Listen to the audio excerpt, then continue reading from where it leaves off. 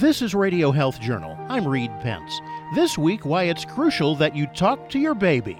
Some kids are hearing 15, 20 times more language than other kids, and those differences matter. Why baby talk is so important when Radio Health Journal returns.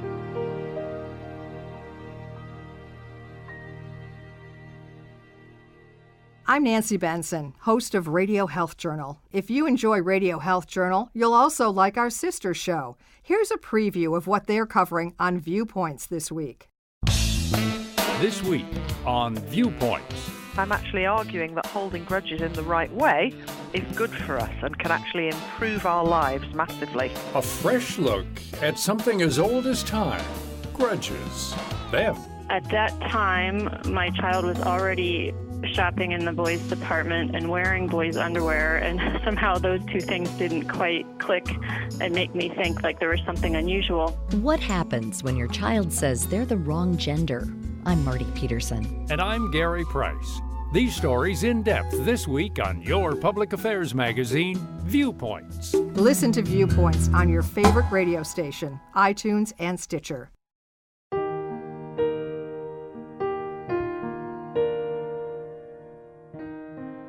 If you're a parent, you know life dramatically changes the day you bring your new baby home.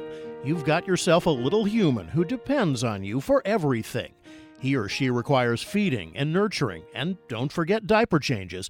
But scientists say we need to add one more thing to that list: full-blown conversation. Parents have the power to help build their child's brain, to build their child's intelligence by engaging the baby in rich and varied language. That's Anne Fernald, professor of psychology at Stanford University.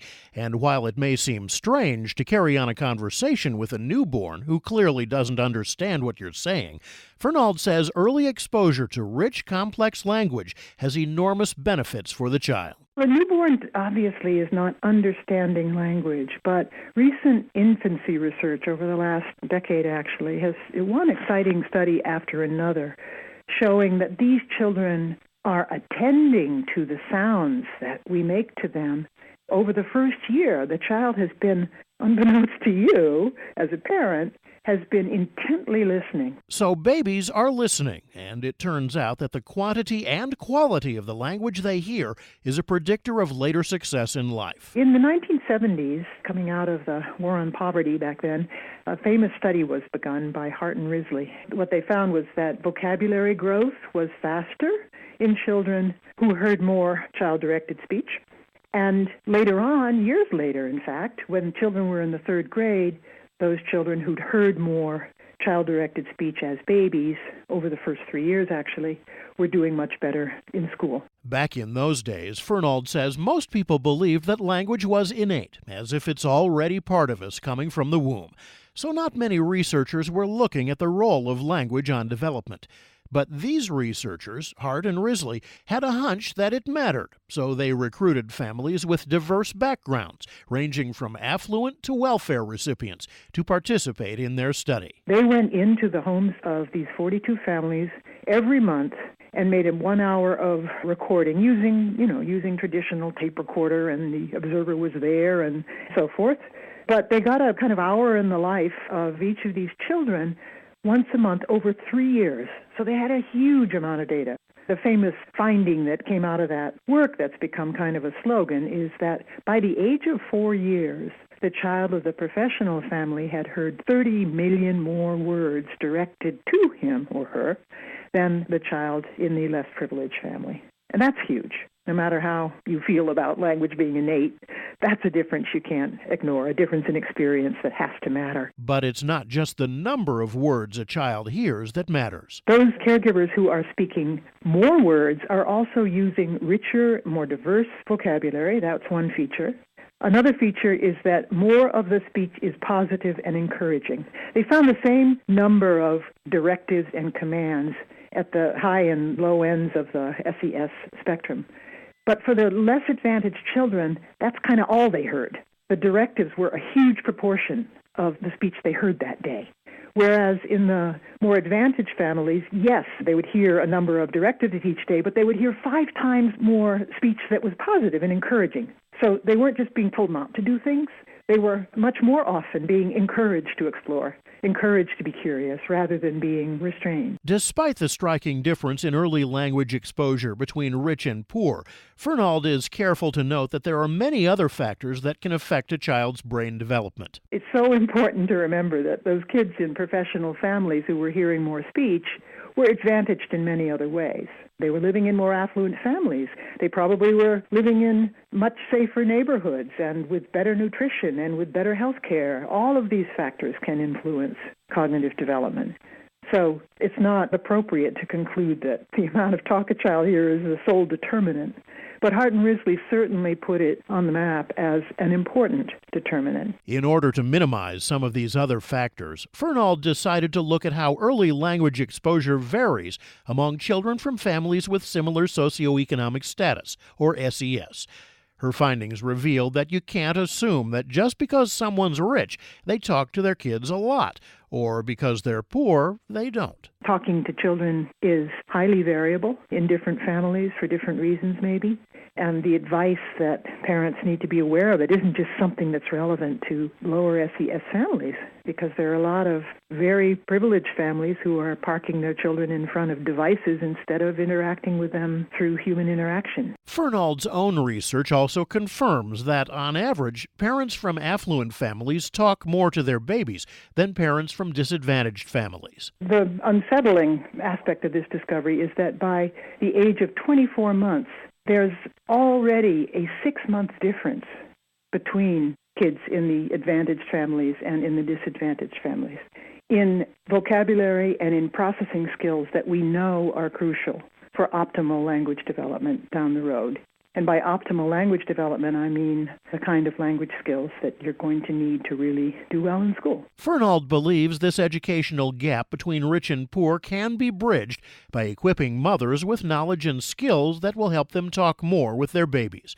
But while it's important to inform mothers about the benefits of talking to their children, information alone is not enough. It's like saying, musical education is important. Here's a violin. Goodbye. Good luck. That's not going to help.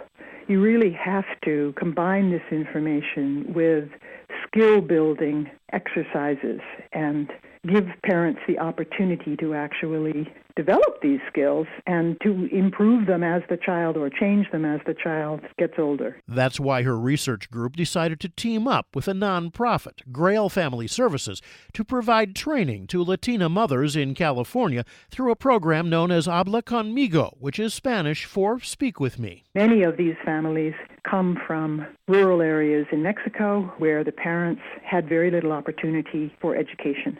They've come to the United States to have a better chance of a more successful future for their own children, to give their child more opportunities. But they bring with them traditional beliefs that are quite appropriate in the rural areas where they come from, where there's not a need to prepare a child for school particularly, or to emphasize verbal skills or quantitative skills with a young child, because those aren't the skills that you need to succeed in the rural communities that they have lived in and that they've come from. Fernald says one of her goals is to help the mothers realize that even if they haven't had much formal education themselves, there's a lot they can do to contribute to their baby's development. A lot of these parents can't imagine that they could be part of the process of helping their child prepare for school. Take something like an orange. And what can you say? Well, this is a fruit, and this is an orange, and it's round. But these moms don't read often, and so reading a book is even a children's story is an intimidating prospect. So we say, but you know so much about this orange, and your child knows very, very little or nothing. So where did this orange come from? Well, it came from a tree, and then somebody planted it in the garden, and it grew, and they watered it, and the flowers came, and then the oranges, and then somebody picked the oranges and put them in a box and brought them to the town, and they can talk about the store and about buying the oranges. So many things you know about how that orange got here that the child has to learn about, and you can tell those stories even if you can't read them in a book. But just what kind of language should you use in talking to an infant? Should you use what we commonly refer to as baby talk when speaking with your little ones? Fernald says absolutely. Baby talk is wonderful, and I did a lot of research on the important work that baby talk is doing. Now, by baby talk, we're referring to the exaggerated intonation, the melodic contours of speech to a young baby.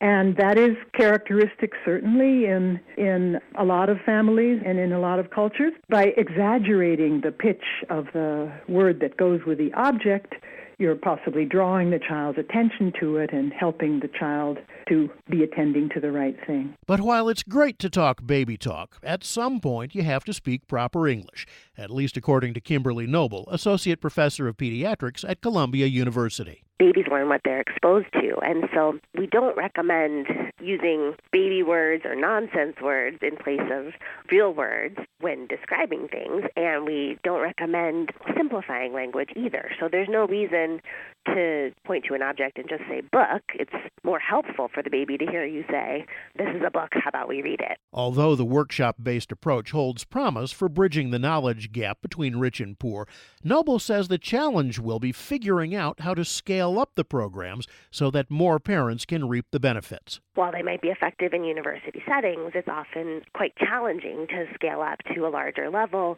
because of difficulties with getting parents to buy into the program in the first place and then to continue and not drop out. Understandably, some parents are so busy that they feel like they simply don't have time to chat it up with their little ones.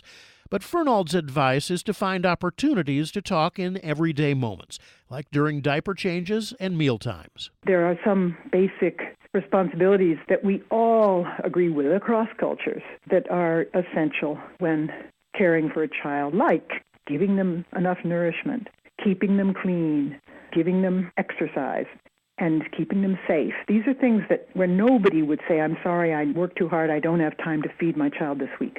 And I think we need to add something else to that list, which is to be providing cognitive nutrition as well as physical nutrition for physical growth. To be providing learning opportunities that enable the child to fulfill the potential that every child has for cognitive development. So next time you're with your tiny little child and wondering what's the best way to pass the time, consider striking up a conversation. It may not always appear to be the case, but they're listening. You can find out more information about all of our guests on our website, radiohealthjournal.net. I'm Reed Pence.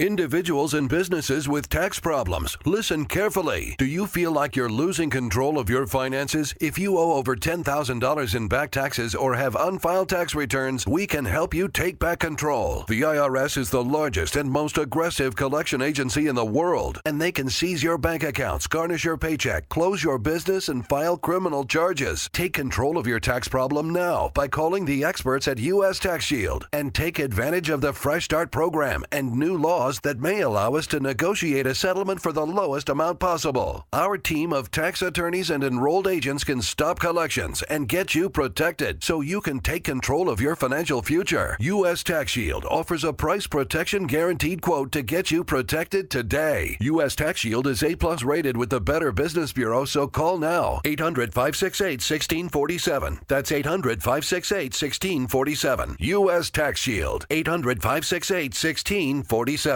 If you or someone you know is struggling with addiction, please call this toll-free number right now. 800-279-0419. That's 800-279-0419. By calling your addiction team, you're taking the first steps to recovery. Don't fight addiction alone. Their advisors are ready to take your call. Your future is still a bright place. The help you need could be one call away. 800-279-0419. That's 800-279-0419. This call is completely confidential, and if you have private insurance, there could be little to no cost to you. Even if you've already been to treatment, give us a call. There's no need to let addiction ruin your life. Take the first step now. Call your addiction team at 800-279-0419. That's 800-279-0419. Make the free call now. 800-279-0419. Your addiction team is a third-party advertiser for various treatment centers and placement networks. Individual results will vary. Visit youraddictionteam.com/terms for more information. What are you going to do with your old car? You can try selling it, you could junk it, or you can donate it to Heritage for the Blind. Your car will be towed away for free, and your donation is tax deductible. Just call 1-800-835-1478. Heritage for the Blind accepts cars, vans, trucks, and boats. It doesn't matter if your vehicle runs or not, it will be towed away for free, and you'll be supporting those that need help. Heritage for the Blind is a nonprofit organization that helps the visually impaired live fuller lives. Call right now to donate your car, and as a special thank you, you'll receive a free 3-day vacation voucher to over 50 locations. Call Heritage for the Blind right now. Call 1-800-835-1478. Donating is easy, and your vehicle is towed away for free. Plus, you'll get a free vacation voucher for donating. Call now, 1-800-835-1478. That's 1-800-835-1478. Thank you for listening to Radio Health Journal, a production of MediaTrax Communications. If you enjoyed this week's show, please leave a review on iTunes or share it with a friend. You can find more Radio Health Journal stories about health, science, and technology on iTunes, Stitcher, and at radiohealthjournal.net.